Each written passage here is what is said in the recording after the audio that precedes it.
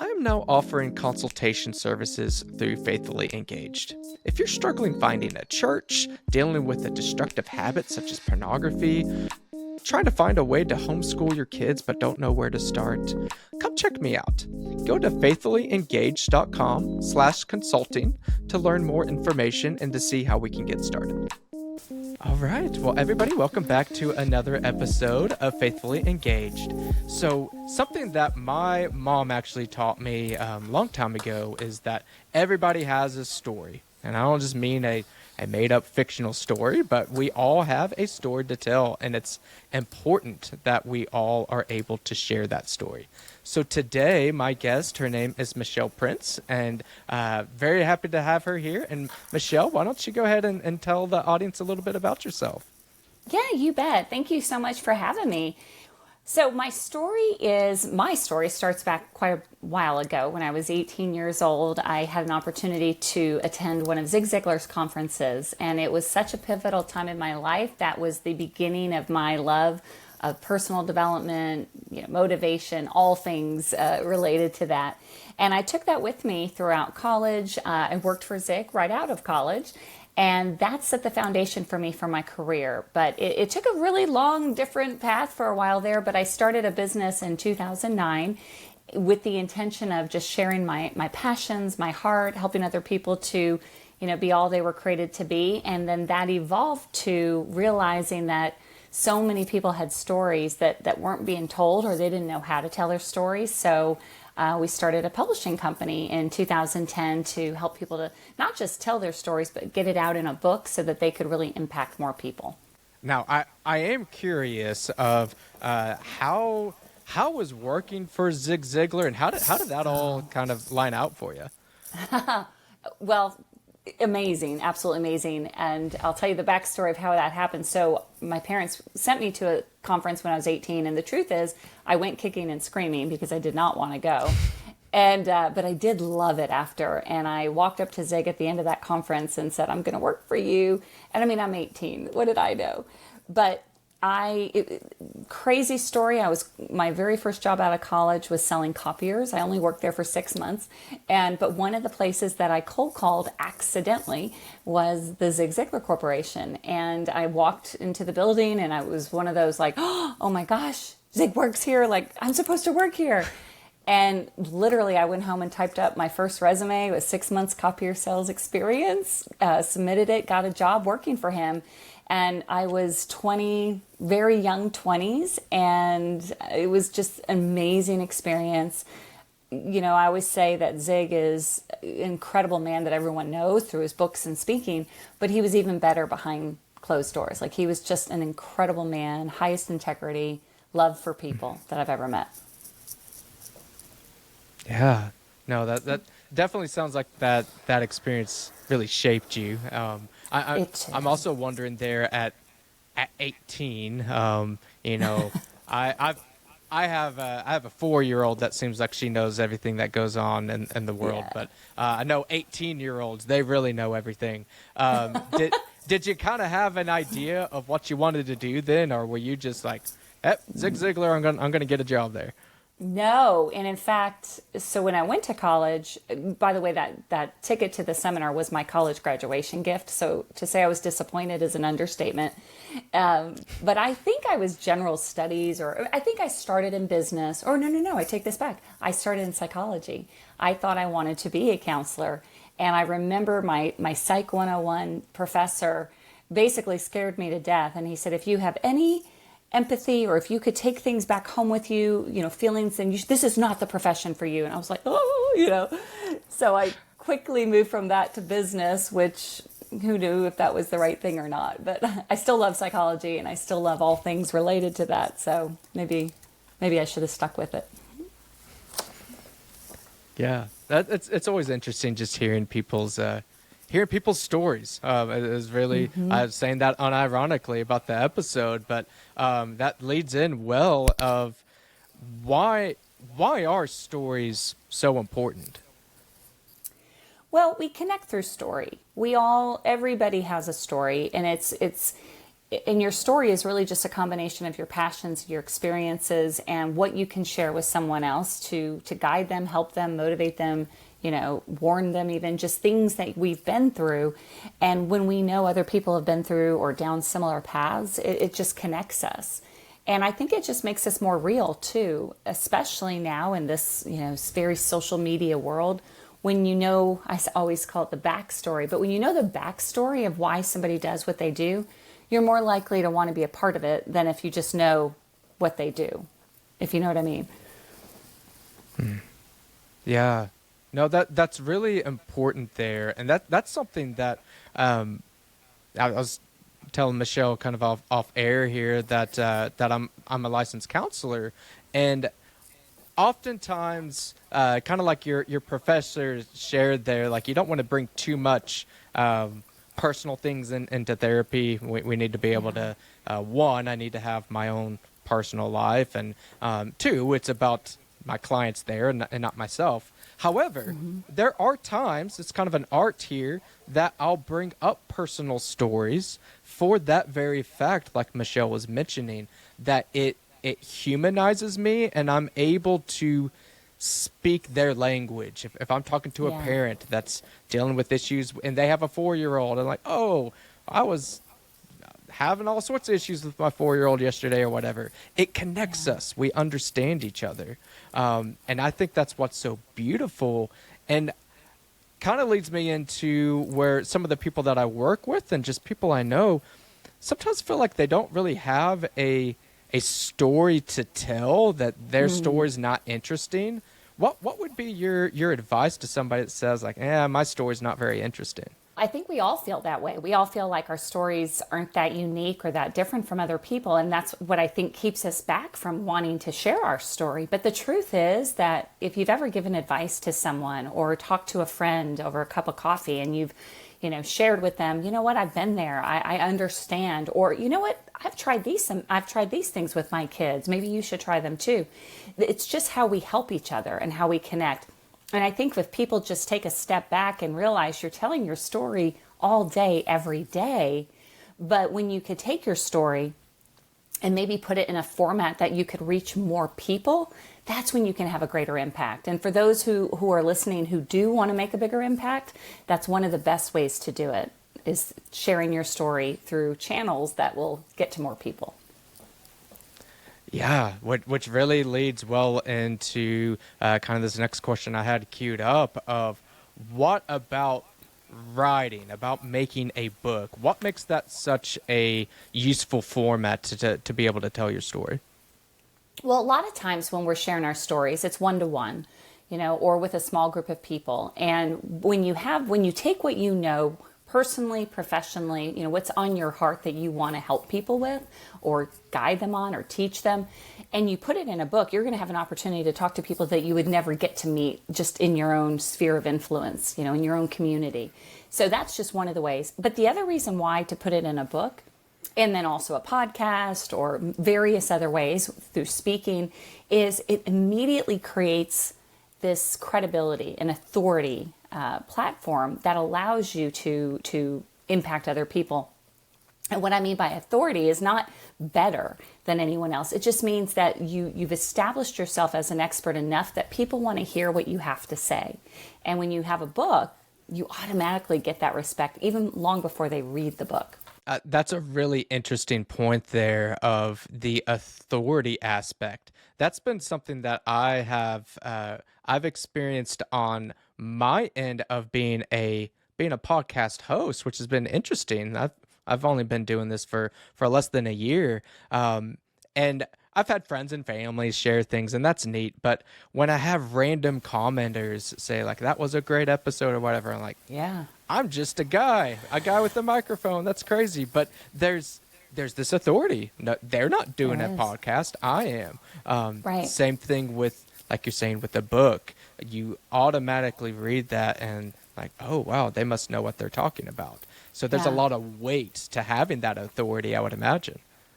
There is, and I think if more people just realize they already have the authority, all they're doing is just, having a little courage and putting themselves out there. I mean, as a podcast host, I know it's not, you had to make the decision to do it, talk yourself out of all those negative beliefs, and just say, you know what, I'm going to put myself out there and I'm going to share what I love, what I know. And that's the same with a book. And I happen to think a book is one of the easiest ways to do it, but that's because that's, what I've done before, and I have a publishing company. But sharing your story doesn't have to be in a book. It could be through so many different channels. But I think the bigger reason to tell your story is it's more the person, it's who you become as a result of writing a book or starting a podcast or putting yourself out there, that you realize, wow, you know what? I maybe do have something that could make an impact in someone's life. And, we're created to do that. We're supposed to help others. So it's just one way that you can reach more people than you would normally. Something you said there and what we were talking about earlier reminded me. I've mentioned this on the podcast a couple times, that my local church, something that we do once a month, we have just a potluck, and within that potluck, one person shares their testimony. And what I love about that is you'll hear some testimonies that are like, whoa, I had no idea that they went through that. But a good chunk of them are, I had great parents and they raised me in church and I stayed in church, and they feel like, and my story's kind of like that, and they feel like, that's not worth anything. That's not, why do I need to share that? But being able to share it in front of the church, it's beautiful, and it's wonderful to hear those stories, even the quote boring ones, where we're like, oh wow, like God really used them. They're able to impact their kids and pass that legacy on. And I love the fact that my church has kind of forced people in that position to share their story. And it's given us all a lot of practice of how, this story even goes beyond us, for those that are Christian or that have any other type of belief, that these stories hold weight in a very powerful way, in a very authoritative type of way. So we as Christians are believers today because of the stories that we're told. I mean, if you think about it, the Bible is just a collection of stories. Jesus told stories. That's how, if those apostles, though, the disciples, didn't write down their stories, I mean, where would we all be today? So I think it's an equal balance of sharing your story, sharing your testimony, sharing, what's happened in your life, how God has been faithful, but also putting it in a format that can help more people. Just like the Bible is. That is, if it wasn't that way, it would just be passed down word of mouth. But because we could pick it up and read it generation after generation, it's had a bigger impact. And so whether it's through a book or a podcast or what have you, a course even, there's something behind our stories. And even if it doesn't even have to be, some people don't have any desire to build a business, and that's okay too. But when you get clarity on, here's who I am, here's what's happened to me, good and bad, there's a little bit of both, but here are the people that I could probably help the most or feed into or support or encourage the most. So if nothing else, just to get clarity on, well, what is my story is really important and the first step. That leads in well into kind of some practical steps here that, okay, let's assume that somebody's listening, like, I know my story, I know who I really want to reach, but practically, like, I don't know how to write a book. I don't know how to start a podcast. What advice would you give to somebody on just that practical step to actually get pen to paper, so to speak? Yeah, so anything you would put into a book, a nonfiction book about your personal life, professional life, etc., everything you would put into a book you already know. So I always suggest just start journaling or just start recording yourself, even in a venue like this, through audio, through video, and just talk and think about who are the people that I could most, or that I feel the most passionate to help, to support, to raise up. Are they kids? Are they teenagers? Are they teachers, business owners, you name it? And then start thinking about, well, what is it that I could share with them that could help them? You don't have to write a book right away. But I believe journaling is one of the best ways just to get clarity on your thoughts. And then through that process, eventually it'll become so clear that, wow, I really do have more than I thought. Now let's maybe move it into a different format. I like that for multiple reasons. One, as a counselor, I recommend to pretty much anybody to start journaling. That it can be a really wonderful way just to get your thoughts out. And on that, for those of you that heard my episode a couple weeks back with Soad on here, she actually wrote a journal of how to journal, which is awesome. You're able to kind of look at yourself, and she asked all these great guided questions there. So I'll include that in the links too. If you're like, okay, journaling sounds great, but I don't know how to do it, that can help walk you through that.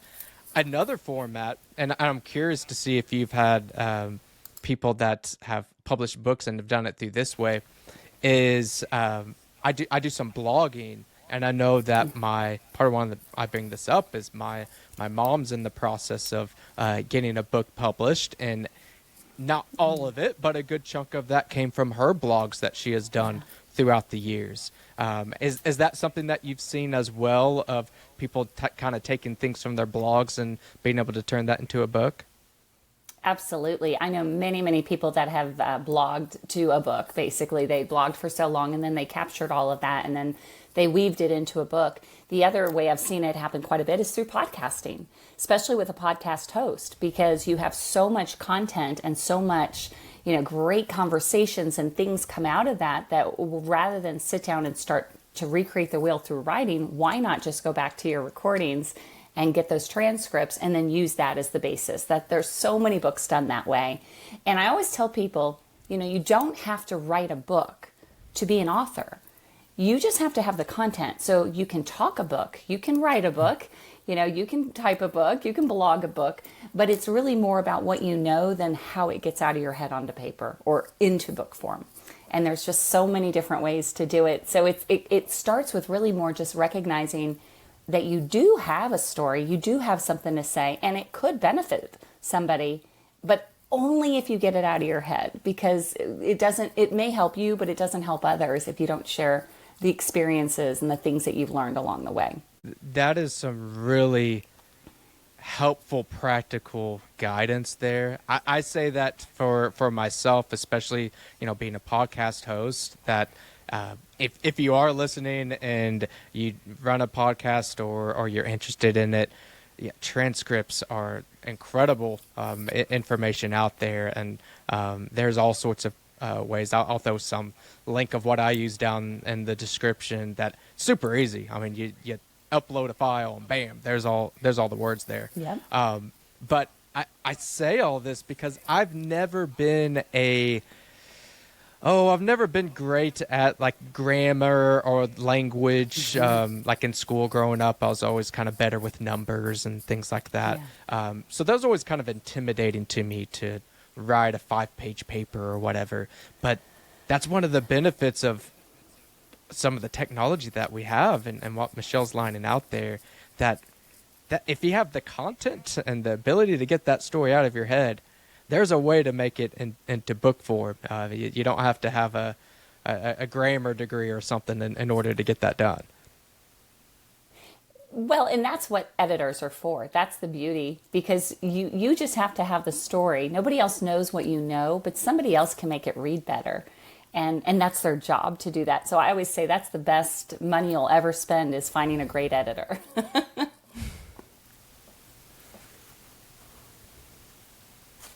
Absolutely. That goes a really long way. And there are, this won't replace for a book, but for little things that like I use Grammarly sometimes for my own blogs and stuff. Like, I think that's something that I've really learned doing podcasting and things that on my own is not only do I not have to be, I cannot be everything. I can't. No. I have my own counseling practice. I have a podcast. I pay somebody to edit my videos. My friend Ian does these. I use software to help me with different things. I think that's what keeps a lot of people down is like, oh, I don't have the skill set to do XYZ. Yeah. Like you said, that's why editors are there. You don't have to be everything. It's said not only overwhelming, it's not possible. And going back to our kind of our creation, God didn't create us to all be the same person. He created the editors out there to catch those mistakes and everything. Absolutely. We need to stand in our strengths and what we're good at. And for me, I'm the same way. I am not a great writer. I'm a great storyteller. I love telling stories and I love sharing what I know, but that does not make me a great, somebody who's good at grammar and all of that. But you don't have to be is the point. Yeah.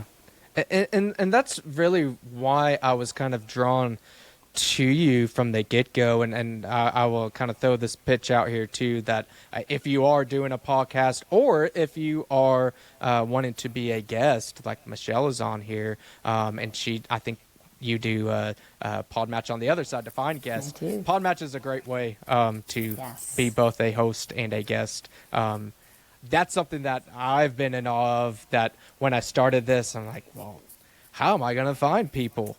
Right. Well, there you go. The Podmatch, it's super, super easy. So I'll have a link there for you if you're interested. Like I said, not just as a host, but as a guest, you can get your name out there. But that's something that I've really have had to grasp and learn, that there are all sorts of other people and other tools out there to accomplish things. And I found that before I started doing a podcast, really the limiting factor was myself. I've kind of enjoyed the format for a while, but how do you do the hosting? How do you put something on YouTube?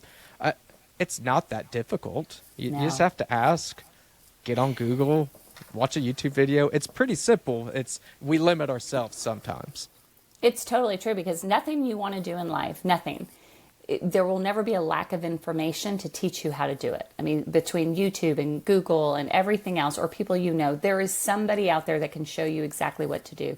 It's always just going to be a lack of implementation. And usually we don't implement because of either fear, procrastination, negative limiting beliefs, or past experiences. But those things are not as tangible, right? So it's all in our head. And when we can get past that, whether it be the fear or negative beliefs, once you can do that, then you realize, well, whatever I need to know, there is somebody out there I can either hire or learn from to do what I need to do. It's just a matter of doing it. Yeah. And that's really that key. That's something I talk about with a lot of my clients, whether it's physical exercise is a big one, where I'm trying to get them to move more often for their physical health, but also for their mental health. And like, well, I don't want to go to the gym.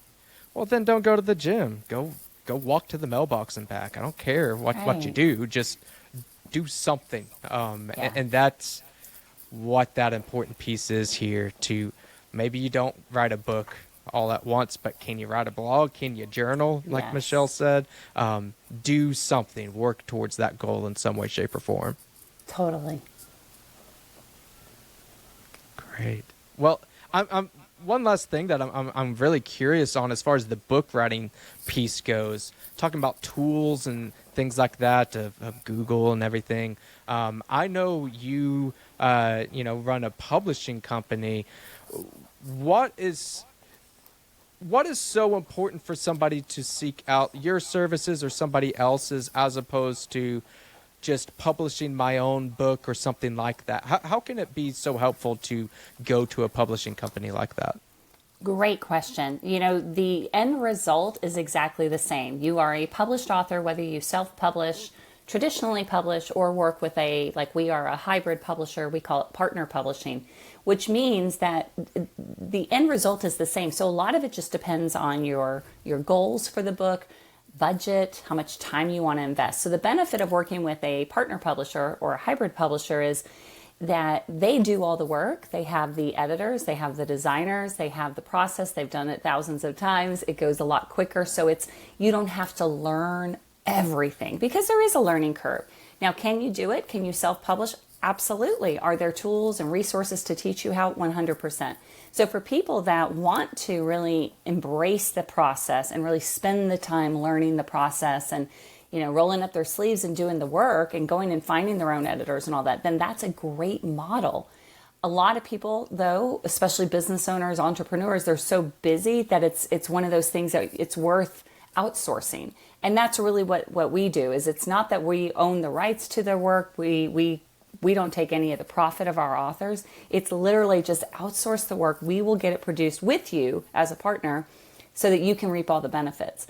But there's no right or wrong. It really just depends on what you need, how much you need, and how much you're willing to invest time and resource-wise. Yeah. And I think that's something that's important there too. Of so often we hear invest, we think of purely dollars, which is obviously an investment, but time is important too. So those that are business owners, you can do that work, but would it be helpful to have somebody there on your side? So I actually I've known about those kind of three different spheres, but I actually haven't had that explained quite in that way. So I think that's really useful information. Great. Yeah. Anyone can write a book. Truly. It's just a matter of figuring out the why, the goal behind it, meaning why. I always ask our authors, what do you hope to accomplish as a result of being an author? Meaning, are you writing this book to build a business, to use it as your business card, build a platform? Or are you writing this book as more of a legacy book that you want to share with family and friends only?